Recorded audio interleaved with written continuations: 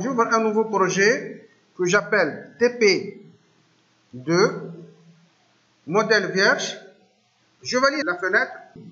Donc à droite, j'ai l'arbre de projet sous le nom de TP2. J'appelle le menu contextuel par le bouton de droite et import-export, importer fichier avec conversion. Donc voilà le fichier,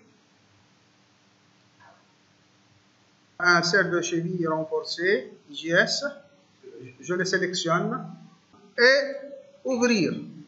Je valide la fenêtre et j'aurai donc une insertion et là ça va apparaître dans l'arbre de projet. Alors là c'est le modèle qu'on désire usiner. Donc on va créer un document préparation. Donc sur le nom de fichier que je viens d'insérer, je vais appeler le menu contextuel et sélectionner préparation d'usinage. Je sélectionne modèle vierge et je valide. Ça c'est la pièce. Ça c'est la pièce. C'est le modèle. Je clique sur cette icône là pour définir les brutes, les marges. Donc comme vous le voyez ici, j'ai un brut qui va englober ma pièce. Donc je peux prévoir ici 2 mm. Je peux prévoir ici 2 mm. Et je peux prévoir ici 2 mm. Là, 2 mm.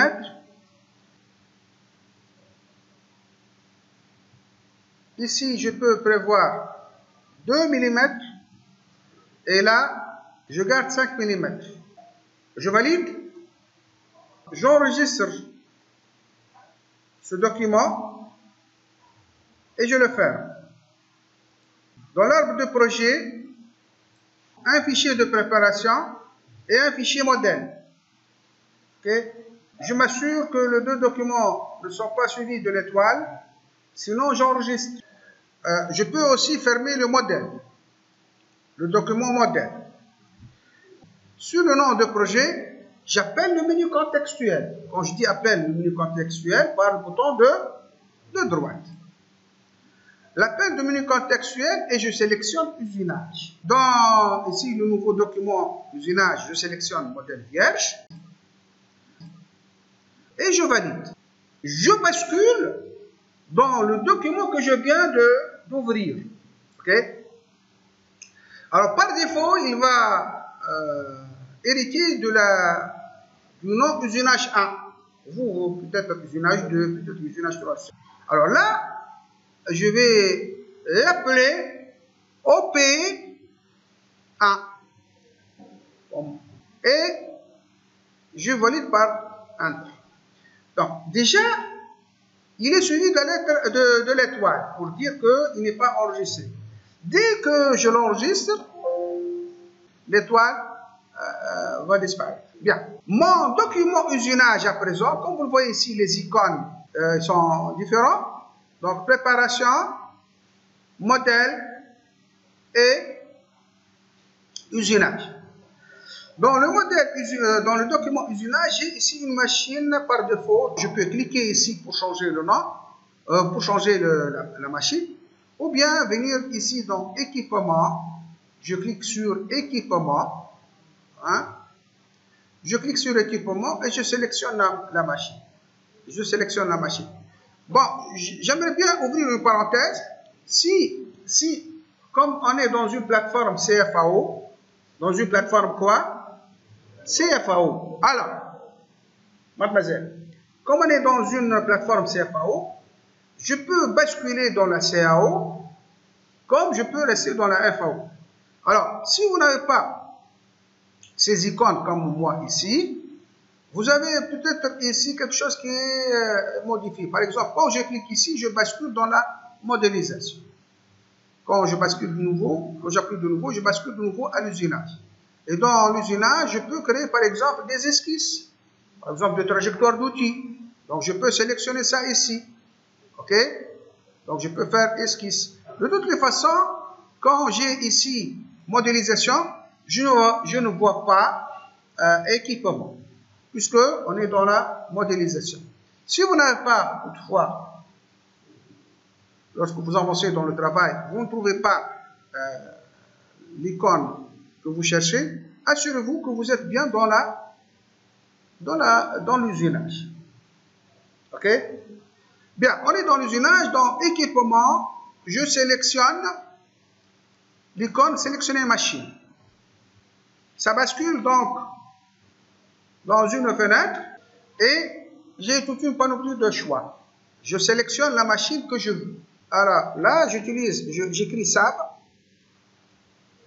et je sélectionne la Cincinnati 750. SAB 700. Je clique ici 2 fois, ou bien je valide en bas.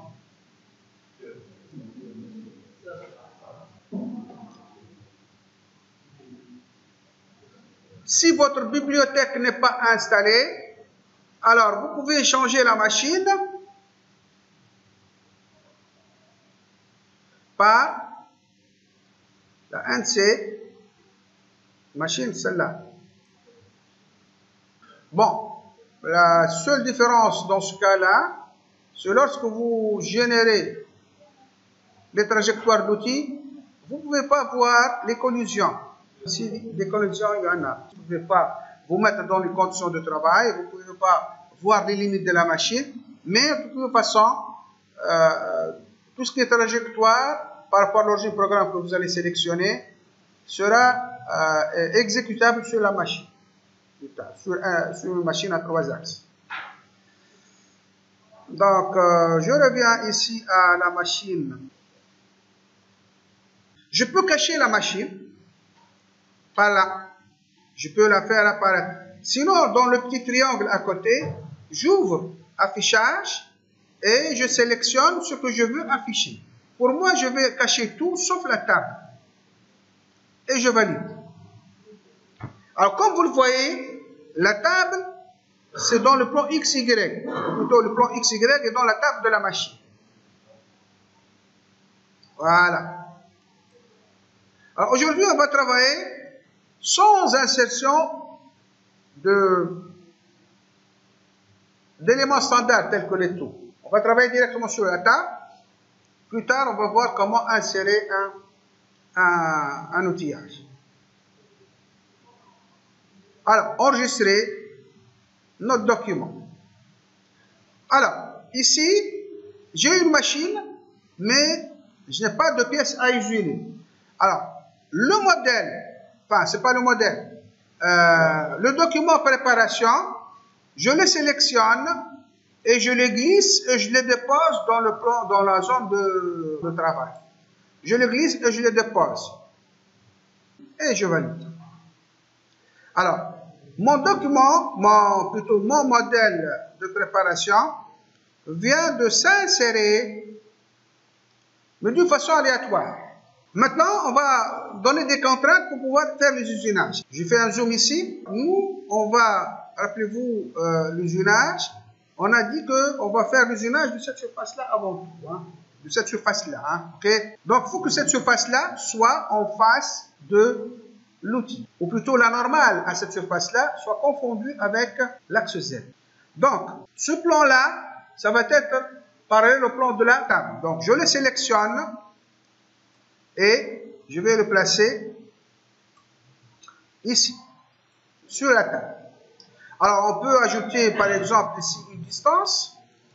Je clique 2 fois et je donne une distance de 150. OK? J'obtiens donc la pièce. Elle est contrainte toujours à 150 mm par rapport au plan de la table. Donc, mais je peux la faire bouger. Hein. Elle est toujours parallèle au plan de la table. Regardez bien ici. Donc, je bascule ici en vue de face. Donc, je ne peux pas la faire bouger vers le haut. Toujours, elle est à une distance de 150 mm. OK? Je donne une autre contrainte. Je vais placer ce plan sur cet axe-là. Donc, c'est une contrainte, donc il va bouger toujours à 150 mm par rapport à la table et confondu avec cet axe-là. Et je vais prendre le plan milieu de ça et ça, c'est-à-dire le milieu de la pièce. Voilà, il m'a dessiné le plan en marron, je valide. Donc, je désire que ce plan-là soit confondu avec cet axe-là, par exemple. Hein, ok? Donc, le deuxième axe, je vais lui donner 450.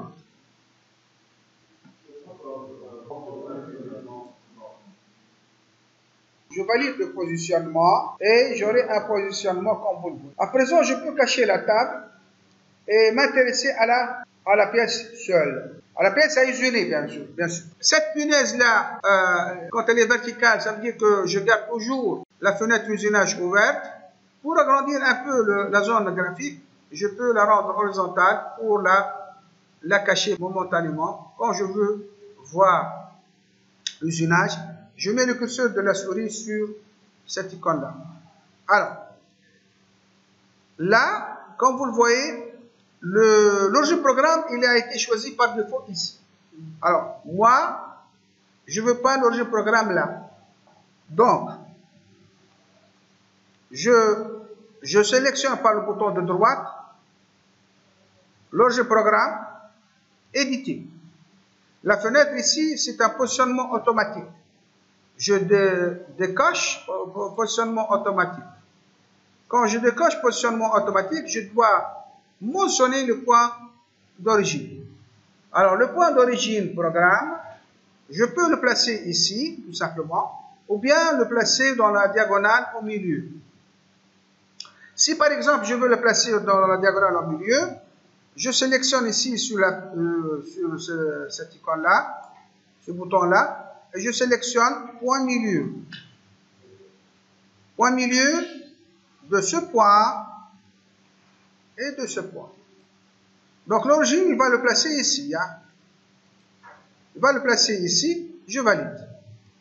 Donc l'origine programme, il est au centre. Alors, si l'origine programme n'apparaît pas ici, peut-être que vous avez cette configuration-là. Vous ne voyez pas l'origine, donc il faut basculer dans étape usinage pour voir l'origine programme et pouvoir le manipuler. Qu'est-ce qu'on va faire par la suite? Eh bien, on va faire du surfaçage. Donc, je sélectionne cette face-là, je mets le curseur sur cette face-là. Le logiciel connaît que c'est une surface à usiner. Je sélectionne le menu contextuel et je sélectionne en bout. Je sélectionne quoi? En bout. C'est un fraisage en bout. Alors là, on va faire de surfaçage. Lorsque vous avez ici une étoile bleue, ça veut dire que il vous manque quelque chose à fournir au logiciel pour pouvoir faire les trajectoires d'outils. C'est tout à fait logique. Il n'a pas d'outil, il ne peut pas faire des trajectoires. Donc, je sélectionne ici ma fraise à surfacer et je sélectionne un diamètre de 63, par défaut 63. Je valide. Donc, le choix de l'outil a été fait.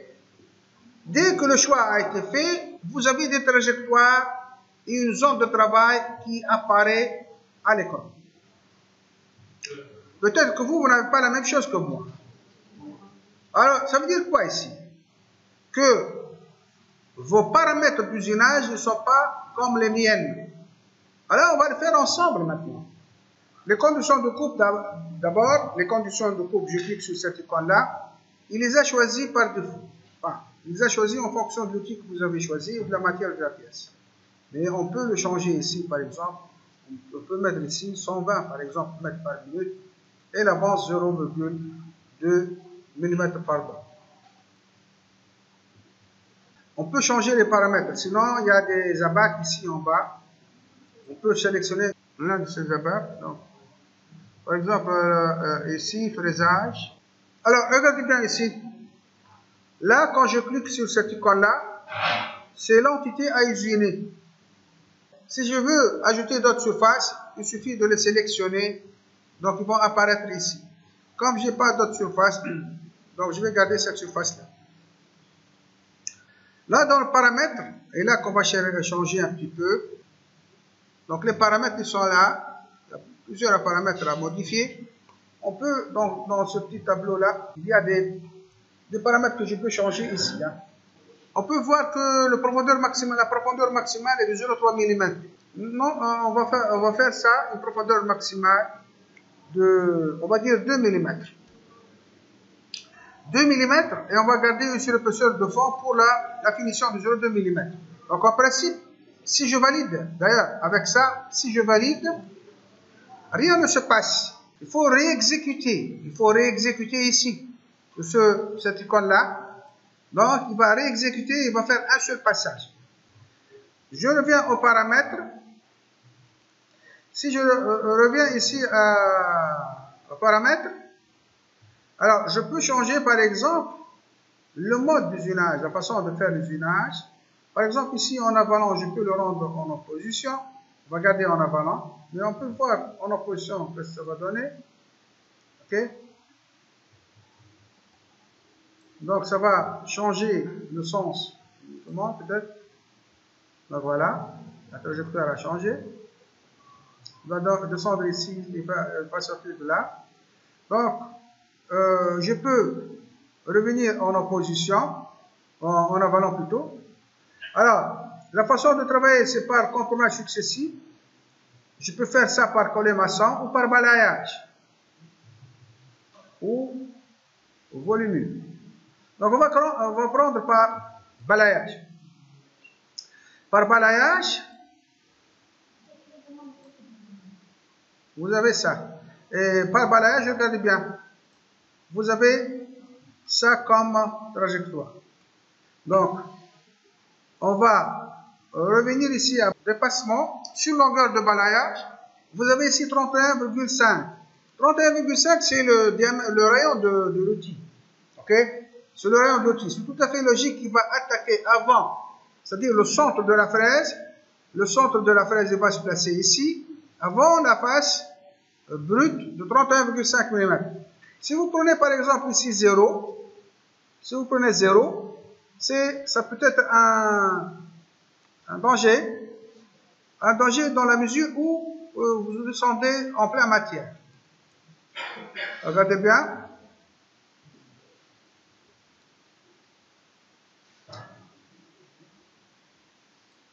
Donc on va revenir ici. Et 0, l'outil va descendre nez à nez avec la matière brute. Donc il y a risque de toucher en pleine vitesse d'approche le but. Donc il faut prévoir toujours quelques millimètres de plus. Donc au lieu d'avoir 0, on va dire 5 mm. 5 mm. Autre chose, donc ici, il va tenir ajustement de brut, ajusté au brut, toujours. Et gestion de fini. Alors, il faut cocher la gestion de fini, c'est-à-dire qu'il faut prendre en considération le fini pour ne pas violer votre fini. Et gestion de brut. Une fois qu'on a cela, je peux garder. Bon, la trajectoire par défaut, il a fait parallèle à l'axe des X. Si toutefois vous voulez la placer par rapport à l'axe des Y, il faut changer l'orientation. Donc, mode de balayage. On va donner la valeur ici de l'angle. Mode de balayage, c'est à 0 degré par rapport à l'axe X. On va le placer à 90. 90 degrés. Et je réexécute. Vous validez votre fenêtre. Et vous aurez aussitôt une simulation de cet usinage-là. Donc voilà la simulation. Et on peut changer le mode de visualisation de la simulation. Donc comme vous le voyez ici, on va descendre à fleur, nez à nez avec la matière brute. Et on va faire un dépassement. Et ben voilà. Donc là, on a fait le premier usinage. Bon, Une fois que la simulation est achevée, donc on peut sortir par OK. OK. C'est ça.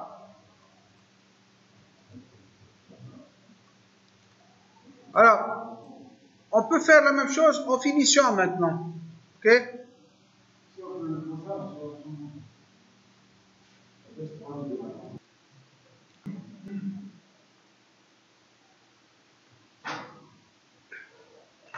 Alors, à présent, l'usinage, j'ai le surfaçage.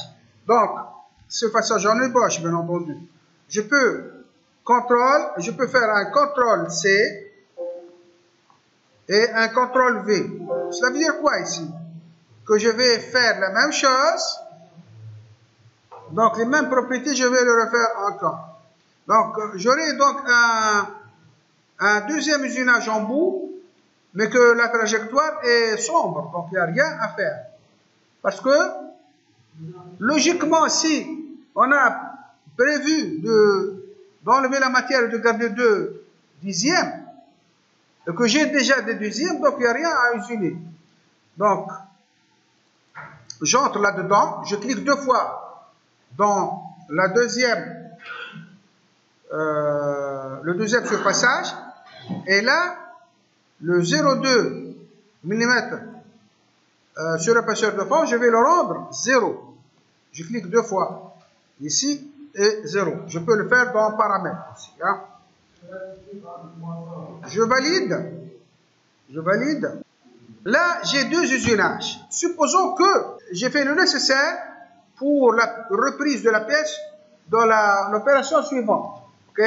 Enfin, on va faire l'usinage de cette face-là et une partie de cette face-là. OK?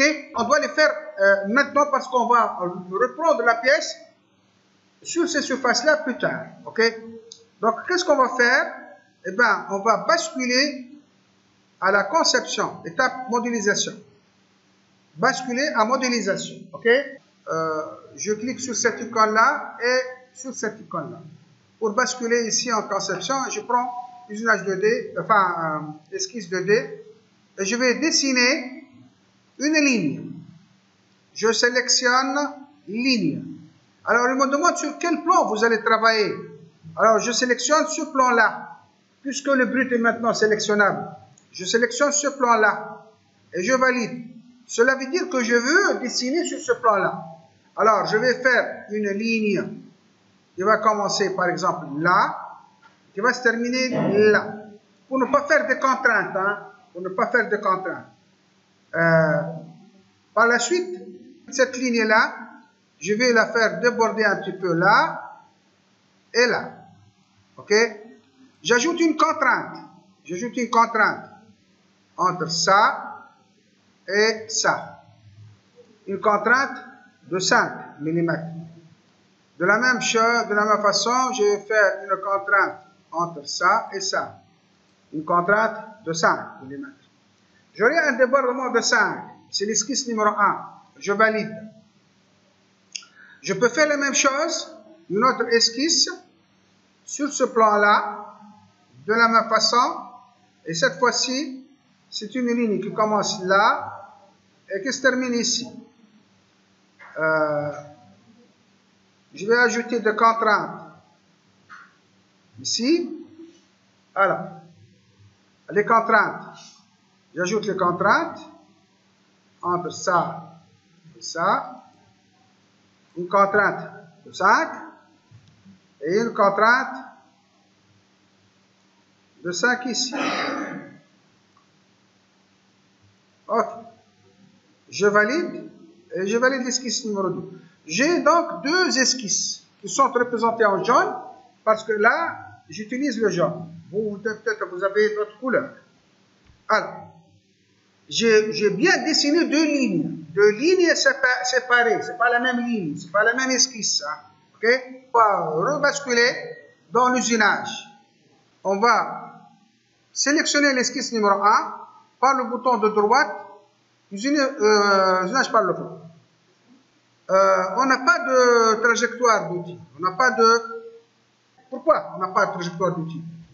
Eh bien, tout simplement parce que L'usinage, si vous voyez bien,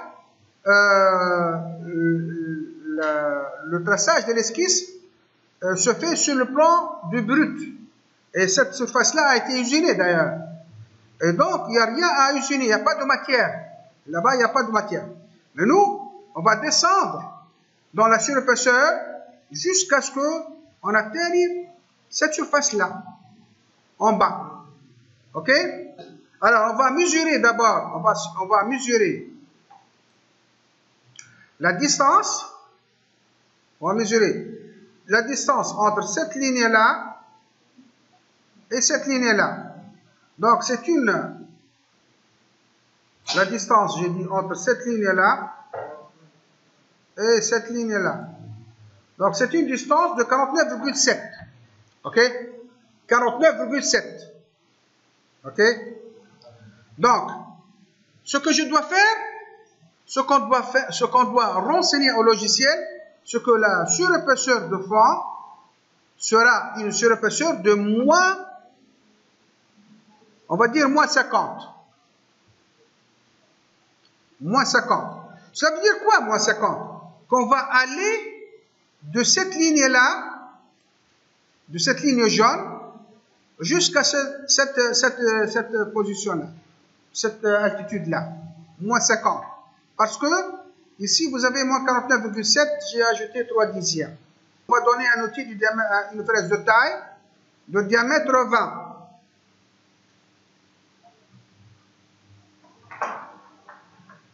OK? Une fraise de taille de diamètre 20. Et dès que je sélectionne l'outil, je valide. Bon.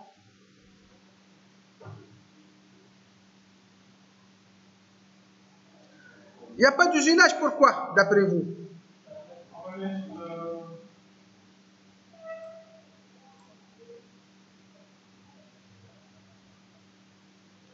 Alors, il n'y a pas d'usinage pour deux raisons. Parce que la surépaisseur du fond, on l'a donné, mais la surépaisseur latérale, on ne l'a pas donné. Donc, on va donner ici une surépaisseur latérale de moins 1. Moins 1.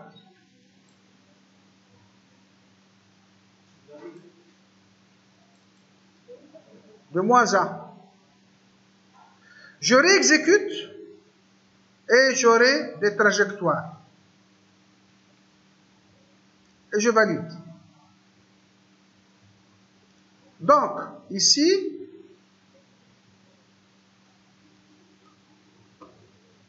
l'usinage, on va le voir maintenant par une simulation.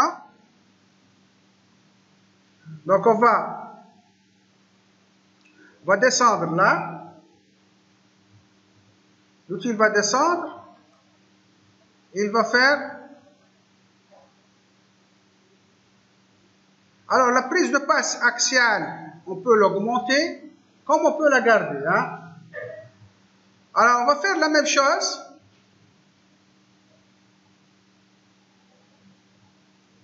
Donc, je sors, je quitte par escape. Je sélectionne la deuxième esquisse. OK, bouton de droite, je refais la même chose par le flanc. OK? L'outil, on va garder le même outil, côté matière là-bas. On va descendre combien? On va descendre moins 50. Je valide. Et latéral, moins 1. Je valide. Et côté matière,